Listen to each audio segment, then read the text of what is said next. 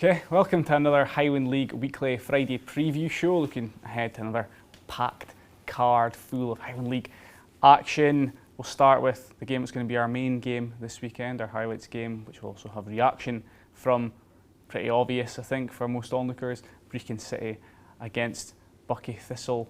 Buckie have beaten Fraserburgh already this season. Can they beat Brechin as well and strike another blow to a title challenger? I think they can. If I was having to pick, Buckie I would just be edging towards them at the moment. I think they seem to be in that wee bit better form, winning games a wee bit more convincingly than Brechin. Not that that counts for anything on Saturday, but you know, when you're putting teams away, scoring a lot of goals, confidence is high. You know, they've only conceded 2 goals in their 4 league games. You know, there's not really an area their side at the moment that you would say was particularly weak. So I would just be edging towards Buckie, I think. Although, as I always say, I'll probably be proved totally wrong. But there we are. Brechin City manager Jamie Watt referenced on Monday night's show, talking about the fact that the top 4 seem to be just that little bit ahead of everyone else, and I agree with that. And I think with that in mind, these head-to-head games are going to be so important as the season unfolds. And as you've said there, Buckie have already got 1 scalp in the champions Fraserburgh. If they take a second one, it puts them in a really strong position. I know we're still very early, first month of the season, but they'll be looking really good, I think. Did you say he said that? I said that. Sorry. It was said. That was the important bit, Ryan.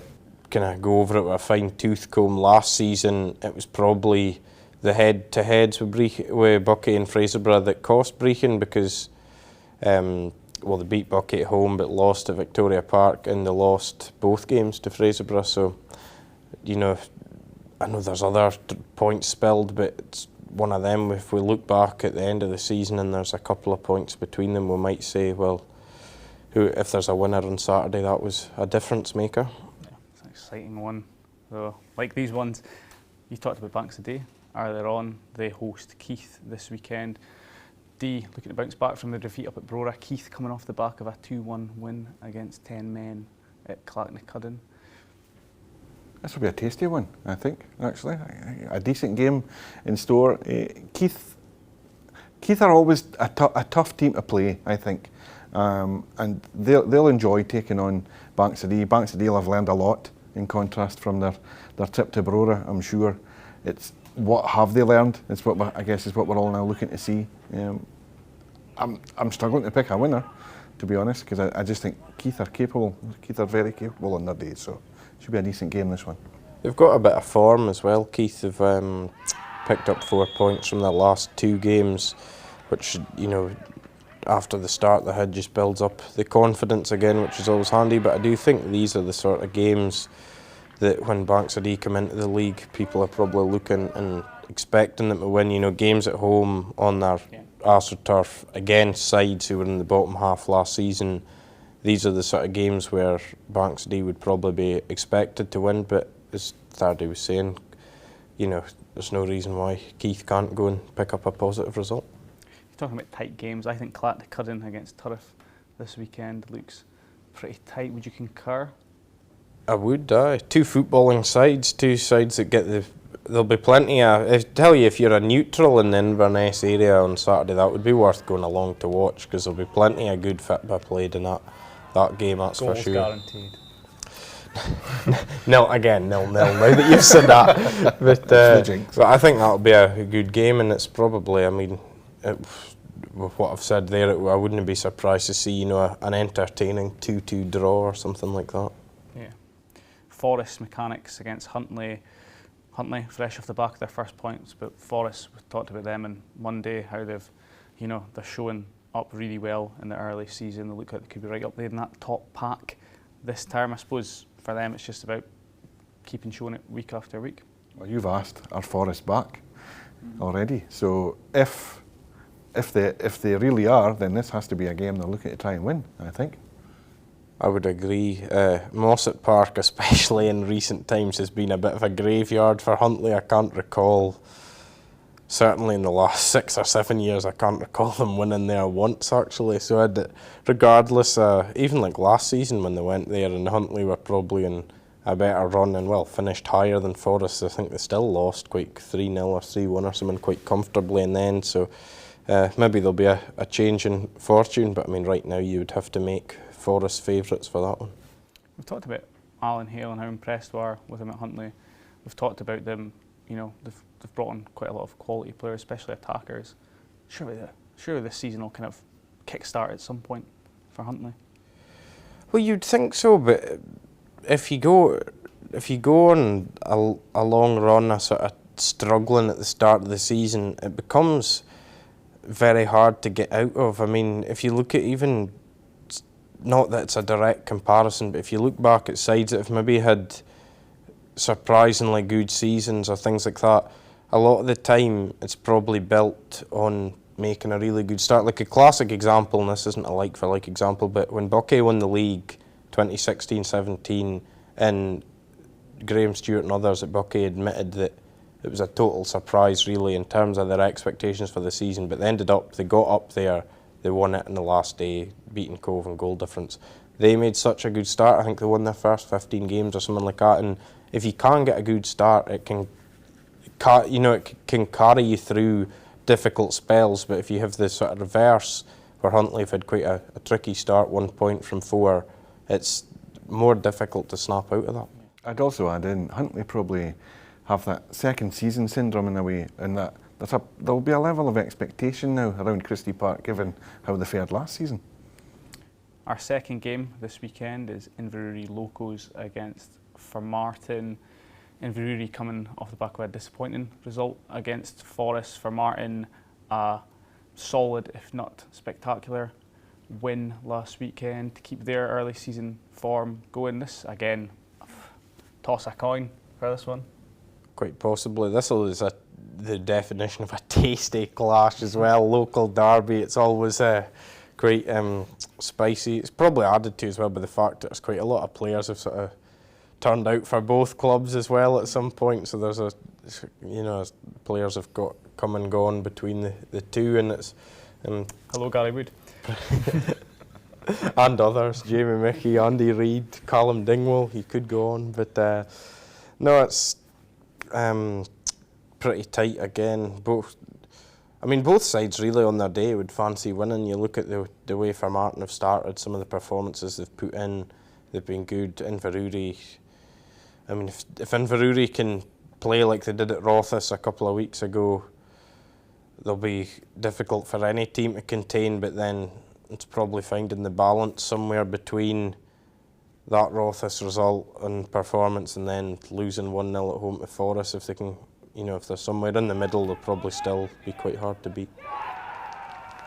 Lossiemouth still looking for their first point of the season. They host Wick Academy this weekend following Wick's win against Turriff last weekend at Harmsworth Park. I mean, Lossie at home, have they got a chance of taking a point in this one? It looks, it doesn't look like an impossibility, does it? They'll have to take a point at some point, yeah. I guess. So, I think a home game is probably their best opportunity to do that. But yeah, the longer it goes on, the more you start to get a little bit antsy if you're a follower of the Coasters, I think. So yeah, they need to be getting something somewhere soon. Yeah, I would agree. But playing at home definitely gives them a better chance, because the way they like to play at Grant Park, they can sort of suffocate teams a wee bit because they get the ball forward, try and pen you in and things like that. Nairn County, Devon Vale, I think we've all been impressed with how Devon Vale have started. Would that be safe to say? Oh. Yeah, well, given I predicted them to be struggling down the bottom, we'll see. Yeah, I mean, it's a solid start for a Vale. Hopefully they can keep it going. That's what I would say. I mean, Nairn are another one of these teams who they need a result to come along, don't they? To stop losing becoming a habit, or bad results becoming a habit.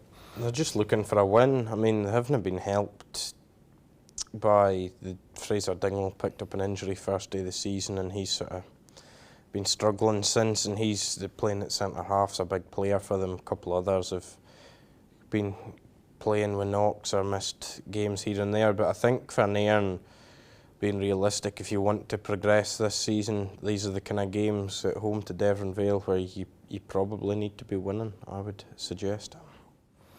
Rothes, Brora. Brora, I think it's fair to say they go into this one as favourites. Rothes, slowish start to the campaign, I think would also be safe to say. But I mean, again, we know what Rothes are capable of. I think they've got a few injuries at the moment, correct me if I'm wrong. But on their day, this could be a tight clash, couldn't it? Could be, it could go either way. I mean, we've seen that North of Scotland Cup final last season was very tight. Rothes come out on top. With what you're saying with locals and for Martin and players going both ways, it's a bit the same here. Stephen Mackay, Greg Morrison, and then Ali Sutherland, Ross Gunn, obviously in the Broder ranks. You know, it's all pretty recent switches around. So, but I mean, at the moment, you just think Broder maybe that wee bit better placed to be able to go on and win the game. But as we've sort of touched on with Rothes, when you've got Stephen Mackay, Greg Morrison in your side, you've always got a chance of scoring goals. When I look at Rothes, I see a very good team there, but sometimes I think there's maybe a question about the depth of the squad, and they have had a few who I would call of their bigger name guys, key players missing in the opening weeks of the season. That is something that Brora seem able to absorb and cope with. So I fancy Brora for this one, but Ross Jack loves a challenge, as we know. Yeah. Strathspey, Thistle, Fraserburgh is the last game this week. I mean, it doesn't get any easier for Strathspey, does it? Well, if you're licking your wounds, having had a sore one from Buckie, and then you look at the fixture list, oh, it's Fraserburgh next, I'm sure. I'm sure you must be absolutely thrilled. Well, there is that. That is how you have to look at it. Look, we've got nothing to lose. It's a free hit. Let's just go and see how we get on and see if we can be better than we were last time out. But you have to fancy Fraserburgh. Well, you do, but one slight note of optimism for Strathspey is whereas last season in the run-in they played Fraserburgh on a Wednesday night at Granton and Broch won 4-2 in the end, but Strathspey were leading at one point and it was quite a nervy evening by all accounts for the men in black and white. So I think Strathspey potentially, I mean at that time they did have Dylan Lawrence on loan for Elgin who sort of caused quite a few problems. They don't have him now, unfortunately, but I think Strathspey can cause teams problems. I mean, they got their draw with Devon Vale and things, but sometimes if they lose a couple of goals early on, they can be blitzed, which is obviously makes it pretty difficult. But if Strathspey can keep it tight, then they might have a chance of taking something. Okay, another exciting weekend of action ahead then. At least one of our 3 100% records will fall on Saturday. Main game, to remind you, Brechin City against Buckie Thistle from Glebe Park. We'll have highlights and reaction from that one, as well as secondary highlights of Inverurie Locos against Formartine United. Tune in to the Press and Journal on Monday night at 7 p.m. to watch all of that, plus more.